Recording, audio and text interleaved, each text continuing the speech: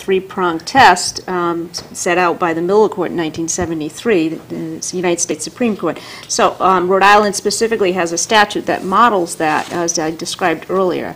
Is it the same in Massachusetts? Is it the same in California? Yeah, Massachusetts just recently amended their obscenity laws to include any offensive material that's distributed over the Internet.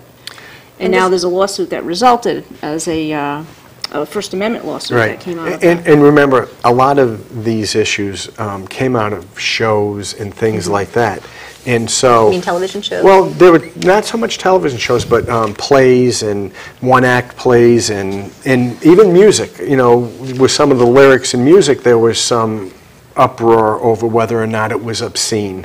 Wasn't Ozzy Osbourne the subject of one? Yeah, we just talked about that earlier. Jethro Tull was sued many years ago, back in the 80s. Ozzy Osbourne was sued. There was a young boy or teenager that turned on the album from Ozzy Osbourne and he committed suicide. Yep. So the parents alleged that there were subliminal messages in that music or in that recording that incited him to commit suicide. Which resulted in a civil case. It resulted in a civil case. The same thing with Jethro Tull music, and ultimately the court said, well, no, that's protected free speech. Getting back to what David said, tell me what it, if I see it. I know it if I see it, but I can't define it.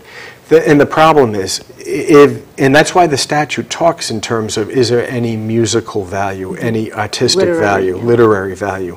There can be a story that's told that is very explicit and sexual, but it's part of a novel or something that has some literary value. That might not be the same as just some smut that's put out there. The spirit in which it's done or written. We talked about state, what Rhode Island statutes are. Is there a federal statute? Is there anything that is beyond just what the states individually say? I'm sure there's a there is. And it's what happens with federal things of that type of nature. It's interstate commerce and crossing state lines and those types of things. Plus the Internet. It gets into the Internet. Well, and that's, you know, with the change in technology, where does that bring it? Yeah. Where does it bring you if you are an offender and you are being prosecuted? What courts do you go to, and what are the, well, I understand what the defense might be, First Amendment, until you can prove otherwise, I guess. And what's the penalty? Well, recently with the arrest in Rhode Island, those individuals will be tried in the Superior Court. Right. It depends who brings the charges. Yeah. If the charges are brought by the Attorney General in the state of Rhode Island, it's state court. And the U.S. Attorney would be federal court. Correct. And if I find something that is offensive, who should I go to? Our state Attorney General? Sure. You can go to the local police. Yeah. Where do you go first? Well, it depends on what it is.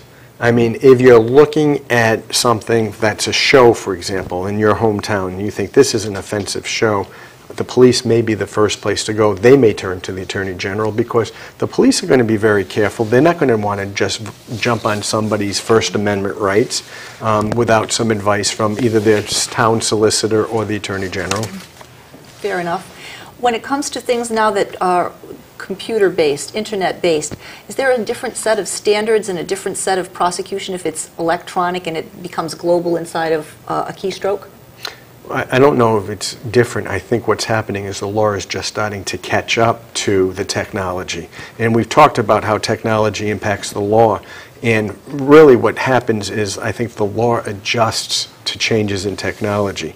So as Jackie was saying, Massachusetts just added the term computer to some of its definition of what is a violation of the law in terms of pornography. Yeah, obscenity. Obscenity.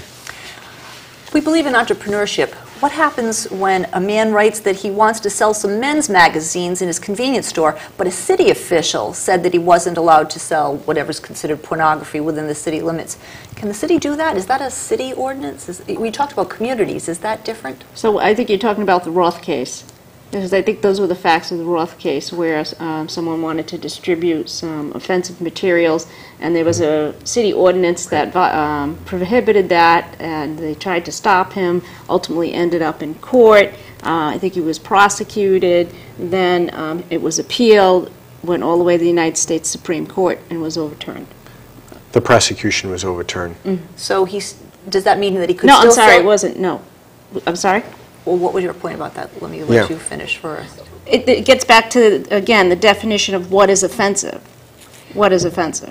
In that state, Right. in that city, in this case, with the city official. So he couldn't put it in the store necessarily, but he could put it online and sell it on... Well, this was way before Way before this happened in that Right. computers particular were invented, correct. yeah. So what did the Supreme Court end up I doing? think they affirmed the state court, basically because of the content of the materials. I'm Okay. confusing that with the Miller case, but I Right. think that's what they did, Okay. is they affirmed the state court decision, state Supreme Court decision, and prohibited him from distributing the material. So what you're basically saying is the community had the right to Exactly. enforce its own standards. And again, it was more of a limited definition than that three-pronged test, but similar to it. Not Is to it the offensive? not to the extent that it would have overstepped his First Amendment Yeah, rights. yeah. And we're clear that you do cross the line the minute anything happens with an underage child. Of course, Yep. yeah. And suppose you don't know whether the child is 17, Well, 18, and does that just get to be such a gray It's area that actually- it doesn't matter? No, it's interesting. You get to be a strict liability crime. If you create pornographic material with a child who's under 18, whether you know it or not, you're going to be liable. That's the way I read the statute. If you create pornographic material with someone who's over 18 that looks like they're under 18, you won't be liable for child pornography unless you advertise it or distribute it as child pornography. In other words, saying these are children even though you know they're not. Just by advertising or trying to sell something target that audience. as child pornography and targeting that audience, even though it wasn't minors who were the actors in the filming of whatever you created, you still will violate the child pornography laws.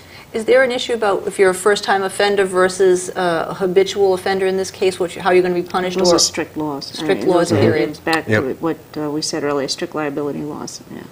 So, freedom of speech is a wonderful thing. Sometimes I could use the internet, sometimes cell phones, texting, and maybe annoy somebody. Apparently there are stalking and harassment issues that have come into question of late. What is stalking? What is harassment? I assume this is under what you call civil. You have a criminal definition of Statute. stalking and harassment, and then you have a civil definition and also a civil statute that allows for the individual who is stalked or harassed to seek Right. seek damages, penalties. Now, there was a case in Rhode Island that gained some notoriety, even though I don't think it ever ended up being prosecuted, where someone was accused of cyber stalking another person. And I think what happened in that case, they may have been at least alleged to have been going to a library and putting in Oh, yeah. information. Yeah, I do remember that a couple of years ago. right, about the other Someone person. that worked at a puppet store. or Right, something like and that. lots Yeah. of things were popping up on the other person's computer or things like that. So the statute's pretty clear that if you use technology to stalk someone, that is considered cyber stalking. And the stalking definition is pretty similar. It's intentionally following or going out or harassing somebody to the extent that it is interfering with their normal daily life, Or, of or course, putting them in fear. puts them in fear and intended to bother the person, annoy the Harass. person, alarm the person. That would be the definition. Does it matter whether you happen to be an underage person or a full-fledged adult? No, it's just it's a broad definition. Right. It's a Now, broad we've definition. talked before, if a juvenile does something like that. Then you're in juvenile court, yeah. But juveniles who violate the law can still be prosecuted, but in the different court system. Isn't harassment in the eyes of the beholder if there isn't a specific listing of if you text 6 times, if you call 14 times? How do you define that? How do you distinguish that? It is subjective. You have to Right. put a reasonable, it has to be someone who reasonably fears or suffers some type of either emotional abuse Right. or fear of bodily injury. See, stalking and harassment are almost the same They're when very you stop similar. and think about it. It- It's a series of acts Right. that happen over a period of time, and we say, well, how many times should it happen? Does it depend on the individual's interpretation? Right. Is Does that it? individual? Sure it does, yeah. Well, I mean, and I think one is- event is not enough. No. but- And is there any purpose for the contact, for example? Can you say someone is